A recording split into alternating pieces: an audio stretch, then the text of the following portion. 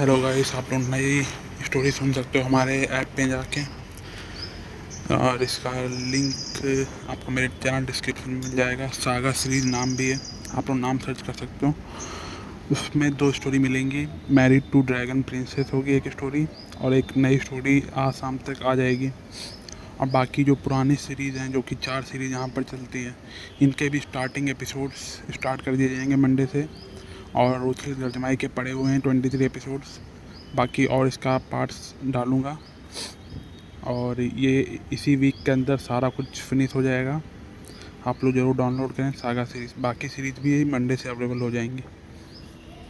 आरव ने शांत स्वर में कहा कि लगभग 100 साल पहले पलक के दाहिने सीने पर तलवार का घाव लगा था। हालांकि घाव बाद में भर गया था, लेकिन उस समय दुश्मन की तलवार की ऊर्जा बहुत ही शक्तिशाली और आक्रामक थी। उस ऊर्जा ने उसके शरीर की कई छोटी छोटी मेरिडियन नाड़ियों को नुकसान पहुंचा दिया था। उसने आगे बताया कि जिसने उस समय उसका इलाज किया था वह कोई खास कुशल चिकित्सक नहीं था। उसने बाहरी घाव तो ठीक कर दिया, लेकिन अंदरूनी मेरिडियन को ठीक से पुनर्स्थापित नहीं कर पाया। आरव ने समझाया कि ये छोटी मेरिडियन दिखने में महत्वहीन लगती हैं और सीधे तौर पर शरीर या साधना शक्ति पर बड़ा असर नहीं डालती, लेकिन वे साधना की गति पर सीधा प्रभाव डालती हैं। पहले पलक की प्रतिभा अत्यंत उच्च स्तर की थी और उसकी साधना की गति भी बहुत तेज थी, लेकिन उस घटना के बाद उसकी प्रगति अचानक धीमी हो गई। इसी कारण पिछले 100 वर्षों में उसकी साधना लगभग ठहर सी गई। आरव की बात सुनते ही पलक का चेहरा बदल गया। उसकी आंखों में गहरा आश्चर्य भर गया। असल में उसने आरव को इलाज के लिए केवल उसे परेशान करने के लिए बुलाया था। उसे पूरा विश्वास था कि उसके शरीर में कोई समस्या नहीं है और आरव कुछ भी नहीं बता पाएगा। लेकिन आरव ने जो कहा था वह पूरी तरह सही था। 100 वर्ष पहले उसने सचमुच एक जीवन मरण की लड़ाई लड़ी थी और उस दौरान उसकी छाती पर गंभीर तलवार का घाव लगा था। सेक्ट में लौटने के बाद एक पुराने चिकित्सक ने उसका इलाज किया था और घाव लगभग ठीक हो गया था। लेकिन उसके बाद से उसे हमेशा लगता था कि कुछ ठीक नहीं है। उसकी साधना की गति अचानक बहुत धीमी हो गई थी। उसने कई बार उस चिकित्सक से दोबारा जांच करवाई, लेकिन कोई भी समस्या सामने नहीं आई। आखिरकार उसे यह मानना पड़ा कि शायद उसकी साधना में कोई बाधा, बॉटलनेक, आ गई है। लेकिन ये स्थिति उसके लिए बहुत निराशाजनक थी। कभी वो सेक्ट की सबसे प्रतिभाशाली साधकों में गिनी जाती थी और उसकी शक्ति प्रेजेंट सेक्ट लीडर, जो उसकी बड़ी बहन जैसी वरिष्ठ साधिका थी, से ज़्यादा पीछे नहीं थी। लेकिन उस घटना के बाद उसकी प्रगति धीमी हो गई और धीरे धीरे उनके बीच का अंतर बढ़ता गया। अब आरव की बातों से उसे अचानक एहसास हुआ कि समस्या आखिर कहाँ थी। उसे पहले से जैस्मिन के मामले से आरव की चिकित्सा क्षमता का अंदाजा था, लेकिन उसने कभी नहीं सोचा था कि वह इतना कुशल होगा। अब जब बीमारी का असली कारण पता चल गया था, तो इलाज की उम्मीद भी दिखाई देने लगी थी। यदि उसकी सभी मेरिडियन ठीक हो जाएं, तो उसकी साधना की गति फिर से पहले जैसी हो सकती थी। ये सोचकर पलक ने गहरी सांस ली और अपने उत्साह को शांत किया। फिर उसने तुरंत पूछा कि क्या इसका इलाज संभव है। आरव ने आत्मविश्वास से कहा कि बिल्कुल संभव है। उसने कहा कि इस बीमारी को ठीक करने के 3 तरीके हैं। पहला तरीका था सिल्वर नीडल स्लिवर की सुइयों से उपचार करना, लेकिन इसके लिए उसे इमॉर्टल एनर्जी की आवश्यकता होती, जो उसके पास अभी नहीं थी, इसलिए वह तरीका फिलहाल संभव नहीं था। दूसरा तरीका था मसाज द्वारा मेरिडियन को ठीक करना। ये कहते हुए उसके हाथ अनजाने में हिलने लगे और वह सोचने लगा कि शायद एक हाथ से काम नहीं चलेगा। लेकिन उसी क्षण पलक की आंखों में तेज हत्या की चमक उभरी। उसकी नज़र इतनी खतरनाक थी कि आरव के पूरे शरीर में सिहरन दौड़ गई। वो तुरंत समझ गया कि यह तरीका बिल्कुल सुरक्षित नहीं है। इसलिए उसने जल्दी से अपनी बात बदल दी और तीसरे तरीके की बात की। उसने कहा कि यदि वो सभी औषधियां इकट्ठा कर ले, तो वो रिजुविनेशन पिल नाम की दवा बना सकता है, जो पलक की मेरिडियन को पूरी तरह ठीक कर देगी। ये सुनकर पलक का चेहरा कुछ नर्म हुआ।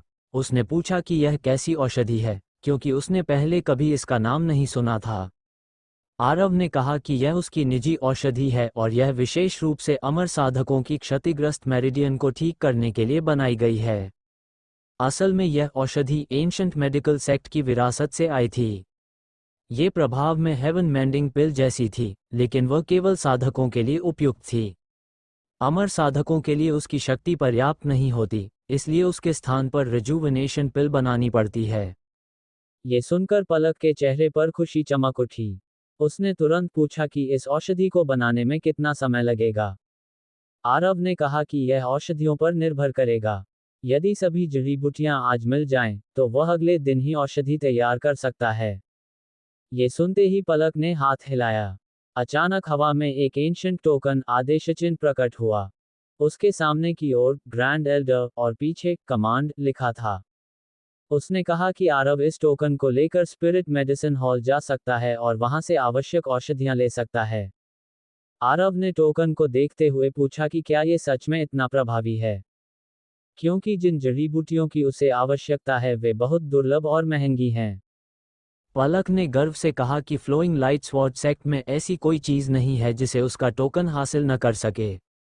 यदि वो चाहे तो पूरा स्पिरिट मेडिसिन हॉल भी ले जा सकता है। लेकिन उसने तुरंत चेतावनी भी दी कि आरव इस टोकन का गलत उपयोग न करे। आरव मुस्कुराया और बोला कि वह इतना ईमानदार व्यक्ति है कि ऐसा कुछ नहीं करेगा। असल में उसके मन में बिल्कुल अलग विचार चल रहे थे। ये टोकन उसके लिए बहुत बड़ा लाभ था। इसके सहारे वो पूरे सेक्ट में स्वतंत्र रूप से घूम सकता था और दवाइयां भी आसानी से हासिल कर सकता था। उसने इजाज़त लेकर विदा ली और बाहर निकल गया, लेकिन दरवाजे तक पहुंचते ही पलक ने अचानक उससे पूछा कि क्या उसे डर नहीं लगा था कि वह सचमुच उसे मार देगी। आरव ने बिना मुड़े जवाब दिया कि उसे डर नहीं लगा। जब पलक ने पूछा क्यों, तो उसने कहा कि उसने उसके अंदर हत्या की सच्ची इच्छा महसूस ही नहीं की थी। उसकी शक्ति भले ही भयानक थी, लेकिन उसमें वास्तविक हत्या का इरादा नहीं था। इतना कहकर वह बाहर निकल गया। कमरे से बाहर आते हुए आरव के मन में कई सवाल घूम रहे थे। उसे समझ नहीं आ रहा था कि पलक ने उसे बुलाया ही क्यों था। क्या ये सब बॉबी की वजह से था? लेकिन बॉबी तो सिर्फ एक साधारण बाहरी शिष्य था, जिसकी सेक्ट में कोई खास हैसियत नहीं थी। क्या वो सच में इलाज करवाना चाहती थी? ये भी संभव नहीं था, क्योंकि उसे पहले से अपनी बीमारी का पता ही नहीं था। क्या उसने उसकी असली साधना शक्ति पहचान ली थी? ये भी असंभव लग रहा था। आखिर उसने सोचा कि जब समझ ही नहीं आ रहा, तो सोचने का कोई फायदा नहीं। कम से कम उसे नुकसान तो नहीं हुआ। उसे जैस्मिन की टांगें छूने का अवसर भी मिल गया, और उससे भी बड़ी बात, उसके हाथ में ग्रैंड एल्डर का टोकन आ गया था। इसके सहारे वह स्पिरिट मेडिसिन हॉल से जितनी चाहे औषधियां ले सकता था। इसके अलावा बॉबी की वजह से फिफ्थ पीक के साथ उसकी दुश्मनी बन चुकी थी, इसलिए ये टोकन उसके लिए सुरक्षा भी था। इन सब बातों से उसका मन प्रसन्न हो गया। वह तेज कदमों से माउंटेन से नीचे उतरने लगा। लेकिन अचानक वह रुक गया। उसके दिमाग में एक बेहद जरूरी सवाल आया। पलक को उसकी इतनी सारी बातें कैसे पता थीं? क्या वो अब तक उस पर नजर रख रही थी? आरव के कमरे से निकलने के बाद पलक लंबे समय तक वहीं खड़ी रही। उसकी आंखों में गहरी सोच झलक रही थी। उसके जैसे पद और प्रतिष्ठा वाली ग्रैंड एल्डर को किसी साधारण नामात्र के शिष्य पर ध्यान नहीं देना चाहिए था, खासकर उस पर जिसे पूरे सेक्ट में एक निकम्मे और बेकार व्यक्ति के रूप में जाना जाता था। लेकिन किसी अजीब कारण से आरव हमेशा उसका ध्यान खींच लेता था। जितना वह उसके बारे में सोचती, उतनी ही उसकी जिज्ञासा बढ़ती जाती। पिछली रात उसने पूरी रात निगरानी की थी। उसने सोचा था कि शायद आरव कोई चाल चलेगा, लेकिन पूरी रात कुछ भी नहीं हुआ। इसके बावजूद फिफ्थ पीक पर अचानक घटना हो गई। उसे इस बात की परवाह नहीं थी कि बॉबी ने हार मानी या नहीं। उसे असली दिलचस्पी इस बात में थी कि आरव ने ये सब कैसे किया। पूरी घटना उसे बेहद अजीब लग रही थी। उसे पूरा विश्वास था कि इस पूरे मामले का किसी न किसी तरह आरव से गहरा संबंध है। लेकिन समस्या ये थी कि आरव देखने में सचमुच एक बेकार साधक जैसा था। उसमें कोई विशेष प्रतिभा नहीं थी। वह अपनी ट्रू एसेंस को भी इमॉर्टल एसेंस में नहीं बदल पाया था और अभी अभी निचले लोक से यहाँ आया था। ऐसा व्यक्ति इतनी बड़ी चाल कैसे चल सकता था? सभी परिस्थितियां ये कह रही थीं कि वही जिम्मेदार है, लेकिन उसकी क्षमता बिल्कुल भी इस तरह की योजना के योग्य नहीं लगती थी। कारण और परिणाम के बीच बहुत बड़ा विरोधाभास था। पलक ने उसे बुलाया ही इसलिए था कि वह इस रहस्य को समझ सके। लेकिन उनसे मिलने के बाद उसका भ्रम दूर होने के बजाय और बढ़ गया था। उसके मन में कई सवाल घूम रहे थे। वह सोच रही थी कि आरव इतना निश्चित कैसे था कि वह जीत जाएगा। क्या उसका उन 2 काले कपड़े पहने लोगों से संबंध था जिन्होंने बॉबी पर हमला किया था? और सबसे अजीब बात, वह उससे डरा क्यों नहीं? वह उसकी हत्या की इच्छा को कैसे पहचान पाया? और उसकी चिकित्सा कला कहाँ से आई? वह तो निचले लोक से आया हुआ साधक था, फिर वह अमरों का इलाज कैसे कर सकता था? क्या वह अपनी ही चोटों को ठीक कर सकता है? इन सभी सवालों ने उसकी जिज्ञासा और भी बढ़ा दी। उसने मन ही मन ठान लिया कि वह एक दिन इस रहस्य को जरूर समझेगी। वह यह मानने को तैयार नहीं थी कि वह अभी अभी ऊपर आए एक छोटे से साधक को नहीं समझ पाएगी। लेकिन उसे यह नहीं पता था कि पृथ्वी पर एक प्रसिद्ध कहावत है, किसी महिला का पतन अक्सर उसकी जिज्ञासा से शुरू होता है। उसी समय उसके कानों में एक आवाज आई। यह उसकी बड़ी बहन की आवाज थी जो उसे बुला रही थी। कुछ ही क्षणों बाद पालक सेक्ट लीडर के कक्ष में पहुंच गई। उसने सम्मान से कहा कि उसने उसे बुलाया था। उसकी बड़ी बहन सामने खड़ी थी। उसका चेहरा घने धुंध जैसे आभामंडल में छिपा हुआ था, इसलिए उसके असली चेहरे को साफ देख पाना संभव नहीं था। उसने गंभीर स्वर में कहा कि अब उसे समझ आ गया है कि पिछले 100 वर्षों से पलक की साधना क्यों नहीं बढ़ रही थी। लेकिन अगली ही क्षण उसका स्वर बदल गया और वह हल्के मजाक में बोली कि दवा बनवाने की बजाय उसे आरव से मसाज करवाना ज़्यादा आसान होगा। ये सुनते ही पलक का चेहरा लाल हो गया। अचानक उसके मन में वही क्षण आ गया जब आरव ने उसकी कलाई को छुआ था।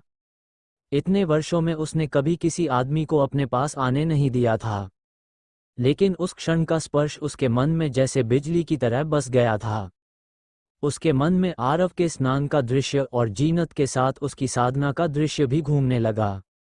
यहाँ तक कि उसने एक पल के लिए ये भी कल्पना कर ली कि अगर सच में मसाज होता तो कैसा होता। उसका मन पूरी तरह अस्तव्यस्त हो गया। उसका चेहरा इतना लाल हो गया मानो खून टपक रहा हो। ये देखकर उसकी बड़ी बहन पहले तो चौंकी, फिर हंस पड़ी। उसने मजाक में कहा कि क्या वो सच में उस छोटे से साधक में दिलचस्पी लेने लगी है। यहाँ तक कि उसने कहा कि अगर वह चाहे तो वह आरव को उसका कल्टिवेशन पार्टनर भी बना सकती है। पलक शर्म से पैर पटकते हुए बोली कि उसकी बड़ी बहन फिर से मजाक कर रही है। सेक्ट लीडर हंसते हुए बोली कि वह तो बस मजाक कर रही थी। आखिर एक नया ऊपर आया हुआ साधक उसकी छोटी बहन के योग्य नहीं हो सकता। फिर उसने गंभीर होकर पूछा कि क्या आरव सच में उसकी बीमारी का इलाज कर सकता है। पलक ने कहा कि उसे पूरी तरह विश्वास नहीं है, लेकिन आरव ने उसकी बीमारी का कारण बिल्कुल सही बताया था। यहाँ तक कि पुराने डॉक्टर भी उसे पहचान नहीं पाए थे, इसलिए उसे ये कोशिश जरूर करनी चाहिए। सेक्ट लीडर ने धीरे से कहा कि शायद ये छोटा सा साधक सेक्ट के लिए कोई आश्चर्य लेकर आए। फ्लोइंग लाइट स्वॉर्ड सेक्ट कई वर्षों से ठहराव में था, शायद वही इसे बदलने वाला हो। उधर फिफ्थ पीक में स्थिति बिल्कुल अलग थी। हालांकि ये द्वंद्व केवल 2 साधारण शिष्यों के बीच हुआ था, लेकिन पूरे सेक्ट में फिफ्थ पीक मजाक का विषय बन गया था। खासकर इसलिए क्योंकि वे अपने पुराने ओपोनेंट 9th पीक से हार गए थे। इस वजह से बाहरी द्वार के प्रबंधक सोनू को ग्रेस ने बुरी तरह डांटा। जब वह अपने कमरे में लौटा तो उसका चेहरा गुस्से से भरा हुआ था। उसका विश्वासपात्र राज तुरंत उसके पास आया और उसकी स्थिति पूछी। सोनू गुस्से से चिल्लाया कि यह सब उन बेकार लोगों की वजह से हुआ है। राज तुरंत सिर झुकाकर माफी मांगने लगा। कुछ देर गुस्सा निकालने के बाद सोनू का चेहरा बेहद खतरनाक हो गया। उसने कहा कि आरव को ये सब करने की कीमत चुकानी पड़ेगी। वो इस अपमान को यूं ही नहीं भूल सकता। हालांकि सीधे हमला करना आसान नहीं था क्योंकि आरव 9th पीक का शिष्य था और सेक्ट के नियम इसके खिलाफ थे। यदि वे सीमा पार करते तो एनफोर्समेंट हॉल उन्हें दंडित कर सकता था। तभी राज ने एक चाल सुझाई। उसने कहा कि यदि वे खुद हमला करेंगे तो नियमों का उल्लंघन होगा, लेकिन यदि हमला फिफ्थ पीक के स्पिरिट बीस्ट द्वारा हो जाए तो। उसने योजना बताई कि जब आरव रेड पीक से लौटेगा तो उसे 9th पीक जाने के लिए फिफ्थ पीक के नीचे से गुजरना होगा। उस समय वे एक स्पिरिट बीस्ट को छोड़ देंगे। यदि वह आरव पर हमला कर दे और उसे मार डाले तो ये केवल एक दुर्घटना मानी जाएगी। आखिर कोई भी स्पिरिट बीस्ट को सजा नहीं दे सकता। सोनू ने कुछ देर सोचा और फिर सिर हिलाकर सहमति दे दी। उसने कहा कि यह योजना अच्छी है। यदि जांच भी हुई तो उन्हें केवल निगरानी में लापरवाही का दोष मिलेगा, जो बड़ी बात नहीं है। उसने राज को ये काम सौंप दिया और सावधान रहने को कहा। राज आत्मविश्वास से मुस्कुराया। उसने पहले ही लोगों को माउंटेन के नीचे निगरानी पर लगा दिया था। जैसे ही आरव वहां से गुजरेगा, उन्हें तुरंत खबर मिल जाएगी। फिर वे एक स्पिरिट बीस्ट छोड़ देंगे। उसकी शक्ति के सामने आरव जैसे साधक का बचना असंभव था। उसकी मौत के बाद बस यही कहा जाएगा कि वह एक दुर्घटना थी। राज मुस्कुराते हुए बाहर चला गया। उसके मन में पहले से ही यह कल्पना थी कि जब आरव मर जाएगा तो फिफ्थ पीक की प्रतिष्ठा बच जाएगी और उसे भी इनाम मिलेगा। रेड पीक से निकलने के कुछ ही समय बाद आरव की मुलाकात जैस्मिन से हुई। उसने उससे विदा ली और फिर नाइन्थ पीक की ओर वापस चल पड़ा। चलते चलते उसके दिमाग में अभी भी जैस्मिन की छवि घूम रही थी। वो मन ही मन सोच रहा था कि इस लड़की की टांगें सच में बहुत खूबसूरत और लंबी हैं। इसी तरह सोचते सोचते वो अनजाने में फिफ्थ पीक के नीचे पहुंच गया। उसे अभी फ्लोइंग लाइट स्वॉर्ड सेक्ट में आए ज़्यादा समय नहीं हुआ था, इसलिए उसे रास्तों की अच्छी पहचान नहीं थी। वो बस उसी रास्ते से लौट रहा था जिससे आया था, और उसे बिल्कुल भी एहसास नहीं हुआ कि वो फिफ्थ पीक के क्षेत्र में प्रवेश कर चुका है। तभी अचानक आकाश से एक तेज चीख जैसी आवाज़ गूंजी। इसके साथ ही एक शक्तिशाली दबाव पूरे आकाश में फैल गया। आरव चौंक गया। उसे उम्मीद नहीं थी कि फ्लोइंग लाइट स्वॉर्ड सेक्ट के अंदर ही किसी जंगली जानवर का हमला हो जाएगा। उसने सिर उठाकर देखा तो एक विशाल पक्षी तेजी से नीचे की ओर झपटता हुआ आ रहा था। उसके दो काले लोहे जैसे पंजे सीधे आरव के सिर की ओर बढ़ रहे थे। ये था आयरन लेग सेलेस्टियल ईगल। यह एक निम्न स्तर का डिवाइन जानवर था, जिसकी ताकत लगभग वॉइड इमॉर्टल के प्रारंभिक स्तर के बराबर थी, लेकिन इसकी उड़ान की गति अत्यंत तेज थी। राज की योजना के अनुसार ऐसा निम्न स्तर का स्पिरिट बीस्ट ही आरव जैसे साधक को मारने के लिए काफी था, क्योंकि उसके पास इमॉर्टल एसेंस भी नहीं थी। आरव ने जैसे ही उस पक्षी से निकलती भयानक आभा महसूस की, वह तुरंत समझ गया कि यह साधारण जीव नहीं है। अगर वह अपनी असली शक्ति का उपयोग करता तो एक ही वार में इसे मार सकता था। लेकिन यहाँ इतने लोगों के सामने वह अपने छिपे हुए रहस्य को उजागर नहीं करना चाहता था। इसलिए उसने अपनी शक्ति को दबाकर केवल साधारण साधक के स्तर तक सीमित कर लिया और टेलीपोर्टेशन का प्रयोग किया। नीचे की वर्ल्ड में वो एक विचार से 1000 मीटर दूर जा सकता था। लेकिन यह इमॉर्टल रेल्म था, जहाँ स्थान अत्यंत स्थिर था, और वो इमॉर्टल एनर्जी का उपयोग भी नहीं कर सकता था। इसलिए वह केवल 2 मीटर दूर ही ट्रांसफर हो पाया। किसी तरह वह उस घातक वार से बच गया। हालांकि आयरन लेग सेलेस्टियल ईगल के पंजे उसे नहीं लगे, लेकिन उनके साथ आए तेज हवा उसकी त्वचा को चाकू की तरह काटने लगी। आरव मन ही मन सोचने लगा कि यह सचमुच बहुत शक्तिशाली जीव है। उसने अनुमान लगाया कि इमॉर्टल रेल्म में पले बड़े स्पिरिट बीस्ट्स की शारीरिक शक्ति बहुत ही भयावह होती है। तभी उसने चारों ओर देखा और आधे माउंटेन पर एक बड़ा पत्थर का स्तंभ देखा। उस पर बड़े अक्षरों में लिखा था, फिफ्थ पीक। ये देखकर उसे तुरंत सब समझ में आ गया। यह कोई दुर्घटना नहीं थी, ये साफ साफ साजिश थी। अपने अनुभव और बुद्धिमत्ता के कारण उसने तुरंत समझ लिया कि इसके पीछे राज की चाल है। उसकी आंखों में ठंडी चमक उभरी। वह मन ही मन बोला कि अगर वे गंदी चाल चलेंगे तो उसे भी दया नहीं करनी चाहिए। उसी समय आयरन लेग सेलेस्टियल ईगल ने अपना विशाल मुंह खोला और उसे निगलने के लिए झपटा। ये पक्षी पृथ्वी के बाज जैसा था, लेकिन उससे कई गुना बड़ा। वह आसानी से एक आदमी को पूरा निगल सकता था। इसी बीच माउंटेन के बीच में एक बड़े पत्थर के पीछे राज और 2 शिष्य छिपे हुए थे। वे नीचे का दृश्य देखकर बहुत खुश थे। उन्हें पूरा विश्वास था कि आरव अब बच नहीं पाएगा। लेकिन उसी क्षण आरव ने अपनी उंगली झटकी। उसकी उंगली से एक नीली बैंगनी लौ निकलकर सीधे उस पक्षी के मुंह में जा पहुंची। ये थी उसकी रहस्यमय आग, हेवन बर्निंग पर्पल फ्लेम। सामान्यतः स्पिरिट बीस्ट्स का शरीर बहुत मजबूत होता है। आयरन लेग सेलेस्टियल ईगल भी बेहद मजबूत था। बाहर से उस पर तलवार भी असर नहीं करती। लेकिन कोई भी किला अंदर से टूटता है। उसका अंदरूनी हिस्सा बहुत कमजोर था। और हेवन बर्निंग पर्पल फ्लेम तो ऐसी अग्नि थी जो लगभग हर चीज को जला सकती थी। जैसे ही वो आग उसके शरीर के अंदर पहुंची, पक्षी दर्द से चीख उठा। कुछ ही क्षणों में आग ने उसके शरीर को भीतर से भेद दिया। वो जोर से जमीन पर गिरा और तुरंत मर गया। आरव ने हाथ बढ़ाकर अपनी आग वापस ले ली। फिर वो उस विशाल पक्षी के पास गया और उसे देखते हुए बोला कि यह तो बढ़िया बारबेक्यू बन सकता है। उसने बिना झिझक उसे अपने स्टोरेज रिंग में डाल लिया। असल में पृथ्वी पर वापस जाने के समय उसने सारा मांस सत्येंद्र को दे दिया था, और इमॉर्टल रेल्म में आने के बाद कई दिनों से वह केवल शाकाहारी भोजन खा रहा था। आज उसे आखिर एक बड़ा शिकार मिल गया था। वह खुशी खुशी नाइन्थ पीक की ओर चल पड़ा। लेकिन माउंटेन के ऊपर छिपे हुए राज और उसके साथी स्तब्ध रह गए। वे सोच रहे थे कि आरव को पक्षी खा जाएगा और फिर वे नीचे जाकर स्थिति संभाल लेंगे। लेकिन इसके उलट हुआ, पक्षी ही मर गया और आरव उसे साथ ले गया। राज हैरान रह गया। उसे विश्वास ही नहीं हुआ कि आरव के पास स्ट्रेंज फायर है। इमॉर्टल रेल्म में भी ऐसी अग्नि बेहद दुर्लभ होती है, और आरव ने उसे इतनी चतुराई से इस्तेमाल किया कि उसने सीधे पक्षी के मुंह में डाल दिया। तभी पास से एक ठंडी आवाज आई। यह आवाज सोनू की थी। वह पहले सामने नहीं आया था, लेकिन पूरी घटना देख रहा था।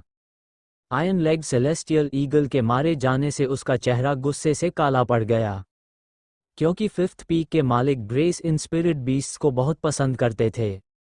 अब यदि एक कम हो गया तो उसकी जिम्मेदारी उसी पर आएगी। राज ने तुरंत एक और योजना सुझाई। उसने सोनू के कान में कुछ कहा। सोनू ने सुनकर सिर हिलाया और उसकी प्रशंसा की। ये योजना न केवल आरव को खत्म कर सकती थी बल्कि नाइन्थ पीक की प्रतिष्ठा भी खराब कर सकती थी। दोनों तुरंत वहां से चले गए। उधर आरव फिफ्थ पीक से निकलकर जल्दी ही नाइन्थ पीक के अपने छोटे आंगन में पहुंच गया। वहां जीनत उसका इंतजार कर रही थी। जैसे ही उसने उसे देखा, वो तुरंत खुश होकर उसके पास आए। उसने चिंतित होकर पूछा कि ग्रैंड एल्डर ने उसे क्यों बुलाया था और क्या वह ठीक है। आरव मुस्कुराया और बोला कि सब ठीक है। फिर उसने संक्षेप में पलक के साथ हुई सारी बात बता दी, और अंत में बोला कि अब जश्न मनाना चाहिए। इतना कहकर उसने हाथ हिलाया। अचानक आंगन में एक विशाल आयरन लेग सेलेस्टियल ईगल प्रकट हो गया। ये देखकर जीनत चौंक गई और पूछने लगी कि यह विशाल पक्षी कहाँ से आया। आरव ने हंसते हुए कहा कि उसे भी ठीक से नहीं पता कि यह पक्षी क्या है, लेकिन इतना जरूर है कि यह उनके खाने के लिए बिल्कुल सही है। ये कहते हुए उसने आयरन लेग सेलेस्टियल ईगल को साफ करना शुरू कर दिया और जीनत को पूरी घटना सुनाने लगा। सबसे पहले उसने बर्निंग हेवन पर्पल फ्लेम से उस विशाल पक्षी के पंख जला दिए। फिर उसने अपने पुराने हथियार ब्रोकन ड्रैगन टूथ से उसका पेट चीरकर धीरे धीरे उसके अंदरूनी अंग निकाल दिए। ये ड्रैगन टूथ उसके साथ कई सालों से था। भले ही वह टूट चुका था, फिर भी आरव उसे फेंकना नहीं चाहता था। उसके मन में था कि कभी न कभी उसे ठीक करवा लेगा।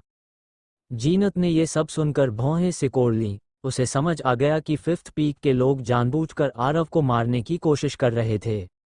उसने गंभीर स्वर में कहा कि यह लोग सच में बहुत खतरनाक हैं और आरव को आगे बहुत सावधान रहना होगा। आरव ने उसे आश्वस्त करते हुए कहा कि वे लोग सेक्ट के अंदर खुलकर कुछ नहीं कर सकते, इसलिए उन्हें ऐसे गंदे और छिपे हुए तरीके अपनाने पड़ते हैं। इतनी देर में आरव ने बड़े कौशल से मांस का एक बड़ा टुकड़ा काट लिया और उसे आग पर भूनने लगा। इस बार उसने अपनी स्ट्रेंज फायर का इस्तेमाल नहीं किया। अगर वो उसे इस्तेमाल करता तो पूरा मांस पल भर में राख बन जाता। इसलिए उसने साधारण लकड़ी की आग जलाई और अपनी ट्रू एसेंस से उसकी गर्मी को नियंत्रित करने लगा। उसके पास अभी भी पृथ्वी से लाए हुए मसाले थे, नमक, मिर्च पाउडर, जीरा आदि। स्पिरिट बीस्ट का मांस सामान्य जानवरों से कहीं अधिक मुलायम होता है। जैसे जैसे मांस भुनने लगा, उसकी सुगंध पूरे आंगन में फैल गई। खुशबू इतनी तेज थी कि दूर तक फैल सकती थी। आरव ने बड़े कौशल से मांस को पलटते हुए उसे पूरी तरह सुनहरा कर दिया। फिर उसने कुछ टुकड़े काटकर एक प्लेट में रखे और जीनत के सामने रख दिए। प्लेट में रखे मांस का रंग सुनहरा था, ऊपर से कुरकुरा और अंदर से नरम। जीनत जैसी शांत स्वभाव की महिला भी उसे देखकर ललचा गई। दोनों खाने ही वाले थे कि अचानक पास से एक मीठी आवाज आई। वाह, कितनी अच्छी खुशबू है, मेरा तो मुंह में पानी आ गया। दोनों ने मुड़कर देखा। आंगन में पता नहीं कब एक छोटी लड़की खड़ी हो गई थी। उसके बालों में 3 छोटी छोटी चोटियां थीं जो ऊपर की ओर खड़ी थीं। उसका चेहरा गोल, प्यारा और गुड़िया जैसा था। उसने लाल रंग की छोटी जैकेट पहन रखी थी। वह लगभग 16-17 साल की लग रही थी और बिल्कुल नए साल की तस्वीरों में दिखने वाली गुड़िया जैसी लग रही थी। उसकी आंखें पूरी तरह प्लेट में रखे मांस पर टिकी थीं और वह बार बार लार निगल रही थी। उसने मासूमियत से पूछा कि क्या वह भी थोड़ा मांस चख सकती है। आरव को वह लड़की बहुत प्यारी लगी, इसलिए उसने तुरंत हाँ कह दी। लेकिन लड़की ने धन्यवाद पूरा कहा भी नहीं था कि उसने मांस उठा लिया और पलक झपकते ही अपने मुंह में भर लिया। आरव और जीनत दोनों दंग रह गए। इतनी नाजुक दिखने वाली लड़की इतनी तेजी से मांस खा सकती है, यह उन्होंने सोचा भी नहीं था। आरव ने जल्दी से एक टुकड़ा जीनत को दिया और एक खुद लेने लगा। लेकिन जब तक वह खुद खाने के लिए तैयार हुआ, तब तक पूरी प्लेट खाली हो चुकी थी। सारा मांस उस लड़की के पेट में जा चुका था। आरव हंस पड़ा और बोला कि यह छोटी लड़की तो सच में बहुत बड़ी फूडी है। उसने फिर से 3 प्लेटें निकाली और मांस काटकर तीनों में बांट दिया। तीनों साथ बैठकर खाने लगे। लड़की बड़े आनंद से खाती जा रही थी और बार बार कह रही थी कि मांस बहुत स्वादिष्ट है। आरव ने भी जब मांस चखा तो उसे बेहद स्वादिष्ट लगा। उसका स्वाद पृथ्वी के किसी भी मांस से बेहतर था। शायद यह इमॉर्टल एनर्जी के कारण था। उधर लड़की लगातार खाती जा रही थी। इतना मांस खाने के बावजूद उसके पेट में कोई फर्क नहीं पड़ रहा था। आरव को आश्चर्य हुआ कि इतना सारा खाना आखिर जा कहाँ रहा है। फिर लड़की ने मुंह भरकर खाते खाते कहा कि आयरन लेग सेलेस्टियल ईगल का मांस सच में बहुत स्वादिष्ट होता है। ये सुनकर आरव चौंक गया। उसने पूछा कि क्या वह इस स्पिरिट बीस्ट को पहचानती है। लड़की ने गर्व से कहा कि वह इसे बहुत अच्छी तरह पहचानती है। यहाँ तक कि उसने बताया कि एक बार उसने फिफ्थ पीक से एक आयरन लेग सेलेस्टियल ईगल चुरा लिया था और उसे खाने के कारण उसके दादाजी ने उसे बुरी तरह पीटा था। इतना कहते कहते उसे एहसास हुआ कि उससे गलती से राज खुल गया है। वो तुरंत अपना मुंह ढककर चुप हो गई। आरव अब समझ गया कि यह लड़की पहले भी फिफ्थ पीक से स्पिरिट बीस्ट चुरा चुकी है। लड़की ने मांस खाते खाते उसकी तारीफ भी की। उसने कहा कि आरव की कुकिंग स्किल कमाल की है। उसने खुद जो ईगल पकाया था वह आधा जल गया था और स्वाद भी इतना अच्छा नहीं था। लड़की लगातार खाती जा रही थी और प्लेट जल्दी खाली हो गई। फिर उसने दया भरी नज़रों से आरव की ओर देखा। आरव ने हंसते हुए उसे और मांस दे दिया। लड़की बेहद खुश हो गई। फिर खाते खाते उसने पूछा कि आरव को यह ईगल कहाँ मिला। आरव कुछ पल के लिए झिझक गया, लेकिन लड़की खुद ही धीरे से बोली कि वह समझ गई है। ये जरूर फिफ्थ पीक से चुराया गया होगा। आरव ने बस मुस्कुराकर सिर हिला दिया और बात टाल दी। फिर लड़की ने उत्साह से कहा कि फिफ्थ पीक के स्पिरिट बीस्ट सच में बहुत स्वादिष्ट होते हैं। उसने आरव से कहा कि अगली बार वह ट्रायंगुलर सेलेस्टियल एंटेलोप और ब्लैक फेदर स्पिरिट चिकन भी चुरा कर लाए। आरव ने आश्चर्य से पूछा कि क्यों। लड़की ने चमकती आंखों से जवाब दिया कि क्योंकि वे खाने में बेहद स्वादिष्ट होते हैं। उसने बताया कि स्पिरिट बीस्ट्स के 3 सबसे प्रसिद्ध व्यंजन यही हैं: iron leg celestial eagle, triangular celestial antelope, black feather spirit chicken. Aarav ने सिर हिलाया और कहा कि उसने इनके बारे में पहले कभी नहीं सुना। लड़की ने दुखी होकर कहा कि यह सच में अफसोस की बात है। फिर उसने कल्पना करते हुए कहा कि अगर आरव अगली बार वे 2 स्पिरिट बीस्ट्स भी पकाकर खिलाए तो कितना मज़ा आएगा। लेकिन जैसे ही उसने ये कहा, उसका चेहरा अचानक बदल गया। उसने दूर की ओर देखा और घबराकर कहा, बिग ब्रदर, बुरा हो गया, तुम्हें पकड़ लिया गया है। आरव मुंह में तेल लगे हुए आराम से खा रहा था जब छोटी लड़की की बात सुनकर उसने आश्चर्य से पूछा कि उसका क्या मतलब है। लड़की ने जल्दी से कहा कि लोग उनके दरवाजे तक पहुंच चुके हैं। इतना कहते ही उसने न जाने कहां से एक छोटा सा खाने का डिब्बा निकाल लिया और हाथ घुमाते ही सामने रखे सारे भुने हुए मांस के टुकड़े उसमें डाल लिए। उसने जल्दी जल्दी कहा कि उसके दादाजी उसे घर पर खाने के लिए बुला रहे हैं, इसलिए अभी के लिए मांस आरव को खुद संभालना होगा। ये कहकर उसकी आकृति बिजली की तरह चमकी और वह एक पल में गायब हो गई। उसकी गति इतनी तेज थी कि आरव पूरी तरह स्तब्ध रह गया। उसे समझ ही नहीं आया कि अभी क्या हुआ। जीनत भी हैरान थी। उसने आश्चर्य से कहा कि लड़की अभी इतना मांस खा चुकी है, फिर भी उसे घर जाकर खाने की क्या जरूरत है। तभी अचानक आंगन में दो आकृतियां प्रकट हो गईं। ये फिफ्थ पीक के सोनू और राज थे। उन्हें देखकर आरव को झटका लगा, लेकिन असली हैरानी उनके आने से नहीं बल्कि उस छोटी लड़की की तीव्र संवेदन क्षमता से हुई। उसने इतने पहले ही दोनों की मौजूदगी महसूस कर ली थी। ये सोचकर आरव को लगा कि वह लड़की बिल्कुल साधारण नहीं है, उसका असली स्तर शायद बहुत ऊंचा है। सोनू ने आरव की ओर देखा और फिर उसकी निगाह आग पर भुनते हुए आयरन लेग सेलेस्टियल ईगल पर जा टिकी। उसके चेहरे पर ठंडी मुस्कान उभर आई। जीनत ने तुरंत समझ लिया कि समस्या कहाँ है। सामने वाले लोग निश्चित रूप से उसी स्पिरिट बीस्ट के लिए आए हैं।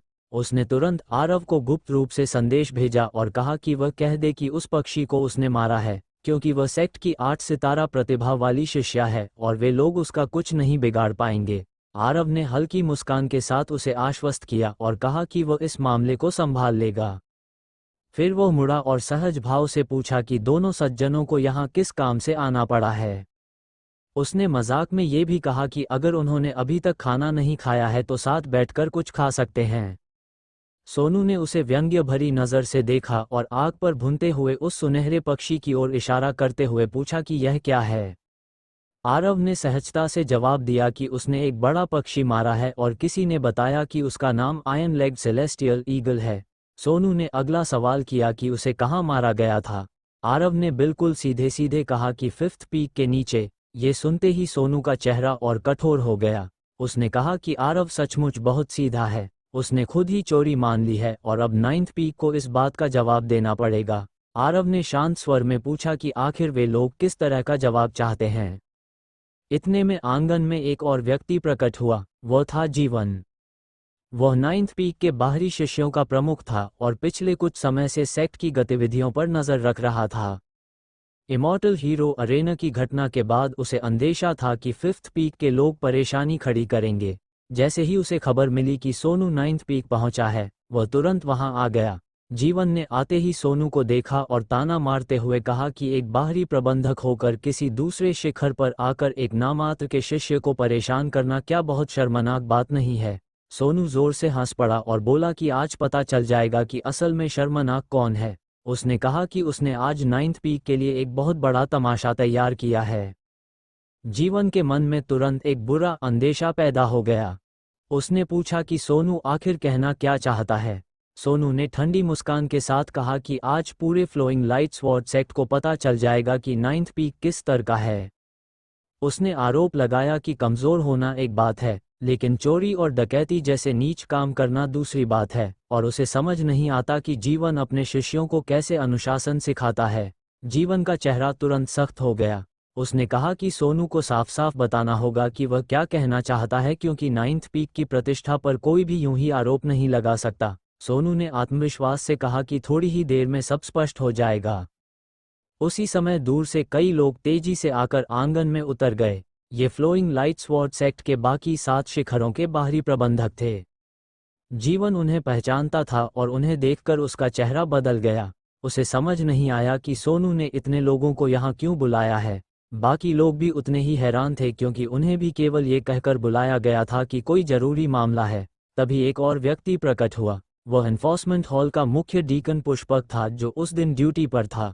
उसने बताया कि फिफ्थ पीक के एक शिष्य ने रिपोर्ट दी थी कि यहाँ कोई जरूरी घटना हुई है, इसलिए उसे बुलाया गया। आकर उसने चारों ओर देखा और पूछा कि मामला क्या है। सोनू ने तुरंत कहा कि फिफ्थ पीक का एक spirit beast, iron leg celestial eagle, अचानक गायब हो गया है। पुष्पक ने भौहें चढ़ाईं और कहा कि अगर कोई स्पिरिट बीस्ट खो गया है तो उसे ढूंढ लिया जाए, उसमें एनफोर्समेंट हॉल का क्या काम है। लेकिन सोनू ने तुरंत कहा कि स्पिरिट बीस्ट मिल गया है और वह यहीं मौजूद है। उसने इशारा किया तो सबकी नज़रें आग पर भुनते हुए उस विशाल पक्षी पर जा टिकीं। वह बाहर से कुरकुरा और अंदर से नरम होकर तेल छोड़ रहा था और उसकी खुशबू हवा में फैल रही थी। पुष्पक को भी हैरानी हुई और उसने पूछा कि इसका क्या मतलब है। सोनू ने विजयी भाव से कहा कि मामला बहुत सरल है, उसने अपराधी को रंगे हाथ पकड़ लिया है। फिर उसने आरव की ओर इशारा करते हुए कहा कि 9th पीक के इस शिष्य ने 5th पीक से स्पिरिट बीस्ट चुराया था। अगर वह समय पर न पहुंचता तो शायद आरव पूरा पक्षी खा चुका होता। ये सुनकर वहां मौजूद सभी बाहरी प्रबंधक स्तब्ध रह गए। वे सब जानते थे कि अगर किसी शिष्य पर चोरी का आरोप साबित हो जाए तो उसका सम्मान हमेशा के लिए खत्म हो जाता है। अगर यह आरोप सही साबित हुआ तो नाइन्थ पीक की प्रतिष्ठा पूरी तरह मिट्टी में मिल जाएगी।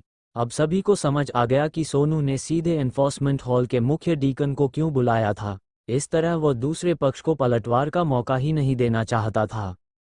जीवन का चेहरा बहुत खराब हो गया।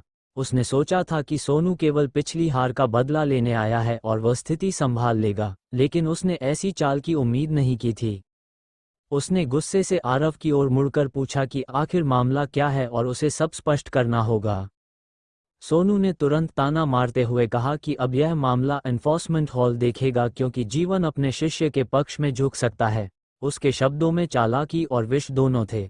उसने पहले ही आरव को चोर घोषित कर दिया और फिर मामले को एनफोर्समेंट हॉल के हाथों में डाल दिया। इतने लोगों को बुलाकर वह नाइन्थ पीक को सार्वजनिक रूप से अपमानित करना चाहता था।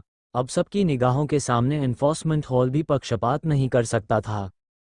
पुष्पक ने स्थिति देखते हुए कहा कि अब वो इस मामले को संभालेगा। उसने आरव की ओर देखा और पूछा कि वह क्या भून रहा है। जीवन के दिल की धड़कन तेज हो गई। उसे उम्मीद थी कि उसका शिष्य इस सवाल से बचने की कोशिश करेगा, लेकिन आरव ने बिना झिझक कहा कि यह एक बड़ा पक्षी है जिसे आयरन लेग सेलेस्टियल ईगल कहा जाता है। पुष्पक ने पूछा कि यह कहाँ से आया। आरव ने उतनी ही सहजता से जवाब दिया कि उसने इसे फिफ्थ पीक के नीचे पकड़ा था। ये सुनते ही वहां मौजूद सभी बाहरी प्रबंधकों ने मन ही मन सिर हिलाया। उन्हें लगा कि यह शिष्य कितना मूर्ख है जो खुद ही सब स्वीकार कर रहा है। अब जब सबूत सामने है और वह खुद भी मान रहा है, तो जीवन तो क्या, एनफोर्समेंट हॉल भी शायद उसे बचा नहीं पाएगा। सोनू को उम्मीद नहीं थी कि मामला इतना आसानी से उसके पक्ष में चला जाएगा। वह घमंडी अंदाज में बोला कि यह आयरन लेग सेलेस्टियल ईगल उनके पीक मास्टर का सबसे प्रिय स्पिरिट बीस्ट था, लेकिन आरव जैसे दुष्ट ने उसे चुरा कर खा लिया। इसलिए सेक्ट के नियमों के अनुसार उसे कड़ी से कड़ी सजा मिलनी चाहिए। आरव ने उसकी ओर देखकर शांत स्वर में पूछा कि उसकी कौन सी आंख ने उसे चोरी करते हुए देखा है। सोनू ठंडी हंसी हंसा और आग पर भून रहे उस पक्षी की ओर इशारा करते हुए बोला कि सब लोग साफ देख रहे हैं, सबूत सामने है, फिर भी क्या वह इनकार करना चाहता है। आरव ने जवाब दिया कि किसी चीज का उसके आंगन में होना ये साबित नहीं करता कि उसने उसे चुराया है। अगर ऐसा है तो क्या ये भी मान लिया जाए कि जो कुछ भी उसके आंगन में मौजूद है वह सब उसने ही चुराया है। सोनू उसका जवाब सुनकर लाल हो गया, लेकिन एनफोर्समेंट हॉल के सामने वह अपना गुस्सा दबाए रहा। उसने फिर से पुष्पक की ओर देखकर कहा कि यह आदमी अब भी बहाने बना रहा है और उसे सख्त सजा दी जानी चाहिए। एनफोर्समेंट हॉल के मुख्य डीकन पुष्पक हमेशा निष्पक्ष फैसलों के लिए जाने जाते थे। उन्होंने फिर आरव की ओर देखकर पूछा कि आखिर यह आयरन लेग सेलेस्टियल ईगल यहाँ कैसे पहुंचा। आरव ने पूरी घटना शुरू से अंत तक बता दी। उसने बताया कि जब वह फिफ्थ पीक के नीचे से गुजर रहा था तभी यह स्पिरिट बीस्ट अचानक उस पर हमला करने आ गया। वह उस समय नहीं जानता था कि यह किसी का पालतू है। उसने कहा कि क्या वह बिना प्रतिरोध के खुद को उस बीस्ट के मुंह में जाने देता, इसलिए उसने आत्मरक्षा में उसे मार दिया और बाद में उसे लेकर अपने आंगन में आकर पकाने लगा। जीवन ने यह सब सुनकर स्थिति समझ ली। उसके मन में आरव की बात पर विश्वास करने की इच्छा अधिक थी। उसने तुरंत पुष्पक से कहा कि अगर बात ऐसी है तो आरव की कोई गलती नहीं है, उसने आत्मरक्षा में स्पिरिट बीस्ट को मारा है। लेकिन सोनू तुरंत बोल पड़ा कि यह सब एक तरफा कहानी है और उस पर विश्वास नहीं किया जाना चाहिए। उसने कहा कि iron leg celestial eagle fifth peak का पाला हुआ स्पिरिट बीस्ट है और इतने वर्षों में उसने कभी किसी शिष्य पर हमला नहीं किया, इसलिए ये कहना कि उसने अचानक हमला कर दिया पूरी तरह झूठ है। राज ने भी तुरंत उसका साथ दिया और कहा कि असलियत यह है कि आरव ने सुना था कि आयरन लेग सेलेस्टियल ईगल का मांस बहुत स्वादिष्ट होता है, इसलिए वह उसे चुराने गया था। ये पूरा मामला उसी की चाल थी और अब वो मन ही मन अपनी योजना की सफलता पर खुश हो रहा था। उनका मकसद साफ था। जब तक फिफ्थ पीक ये दावा करता रहेगा कि स्पिरिट बीस्ट चोरी हुआ है, तब तक आरव के लिए अपनी सफाई देना लगभग असंभव होगा। चाहे मामला जितना भी उलझ जाए, लोग यही मानेंगे कि चोरी हुई है। जीवन भी यह समझ रहा था और बेहद परेशान था। सामने सच्चाई ये थी कि स्पिरिट बीस्ट वास्तव में मारा गया था और अब वह आरव के आंगन में भुन रहा था। इससे स्थिति बहुत मुश्किल हो गई थी। उसने कई बार इशारों से आरव को संकेत दिया कि वह इनकार करे, लेकिन आरव ने उसकी ओर देखा तक नहीं। उसके होठों पर हल्की सी व्यंग्यपूर्ण मुस्कान थी।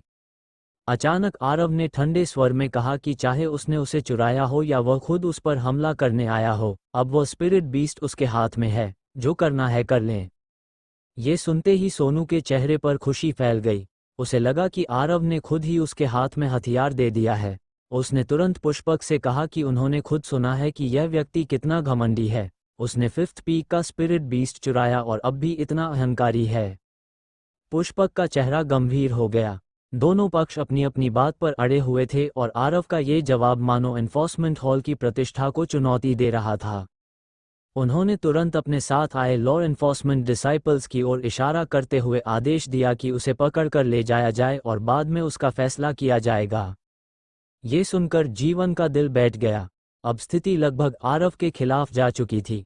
जीनत भी बेहद घबरा गई और सोचने लगी कि उसे कैसे बचाया जाए। उधर फिफ्थ पीक के लोग बेहद खुश थे, खासकर सोनू और राज को लग रहा था कि उनकी योजना पूरी तरह सफल हो गई है। न केवल उन्होंने आरव से बदला ले लिया, बल्कि नाइन्थ पीक की प्रतिष्ठा भी मिट्टी में मिल जाएगी। लेकिन ठीक उसी समय जब एन्फोर्समेंट हॉल के शिष्य आरव को पकड़ने आगे बढ़े, आरव ने अचानक अपना हाथ घुमाया और उसकी हथेली में एक एंशंट पट्टिका प्रकट हो गई। उसने शांत स्वर में कहा कि वह देखना चाहता है कि अब कौन उसे छूने की हिम्मत करता है। जैसे ही सबकी नज़र उस पट्टिका पर पड़ी, सबके चेहरे का रंग बदल गया। एन्फोर्समेंट हॉल के शिष्य तुरंत रुक गए। वो पट्टिका फ्लोइंग लाइट स्वॉर्ड सेक्ट के ग्रैंड एल्डर का आधिकारिक टोकन था। पूरे सेक्ट में इस चिन्ह को हर कोई पहचानता था। ये ग्रैंड एल्डर की सर्वोच्च सत्ता का प्रतीक था। हालांकि सेक्ट का सर्वोच्च पद सेक्ट मास्टर का था, लेकिन कई वर्षों से सेक्ट मास्टर ने अक्सर कार्य ग्रैंड एल्डर पालक को सौंप दिए थे।